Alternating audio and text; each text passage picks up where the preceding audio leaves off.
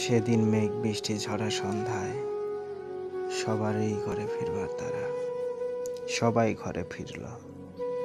দূরে রাখাল ছেলেটা গরুর পাল নিয়ে গোয়ালে ফিরল। পাখিরা ফিরল নীরে। রাতের শেষ স্টেশনের ট্রেন ফিরল, শুধু তুমি বাদে।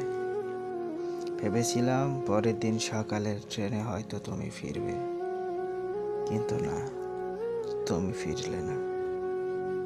তিলোত্তমা, ফিরবে ফিরবে বলে আজ 7 বছর হয়ে গেল, তুমি ফিরলে না।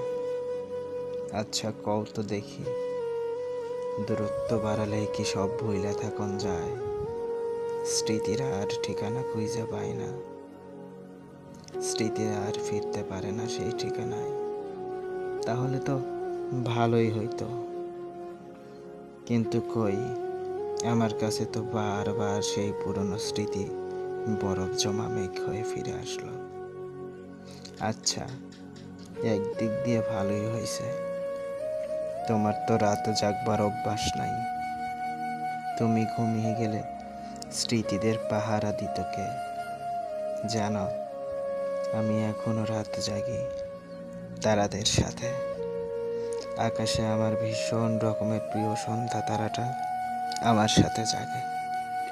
জ্যোৎস্না ঠিকরে পরে সমুদ্রের জলে, মরুর বুকে চলে তাদের মিলন মেলা। তিলোত্তমা, আমি তোমাকে সুখী দেখতে চাইনি, আমি তোমার সাথে সুখে থাকতে চেয়েছিলাম। আর তুমি আমার